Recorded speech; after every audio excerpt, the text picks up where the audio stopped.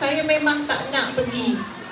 Saya selalu cakap dengan suami, kenapa saya, kenapa saya, kenapa saya. Berat ni rasa hati nak melangkah tu Tuhan dia yang tahu. Sebab saya ada pengalaman menjadi penolong kanan satu dan saya tahu betapa susahnya nak menguruskan sekolah yang besar. Dan saya sendiri sebenarnya banyak belajar daripada Tuan Haji Misman. Saya pernah cakap dengan dia, Tuan Haji, menangis depan Tuan Haji pun pernah. Kalau Tuan Haji ingat lah, saya pernah menangis depan dia. Saya cakap, Tuan Haji, saya tak boleh jadi sesabar Tuan Haji. Tapi Tuan Haji cakap, saya ingat lagi, faktor umur. Betul lah tu. Bila saya dah duduk di tempat Tuan Haji, saya tahu erti kesabaran tu saya tahu.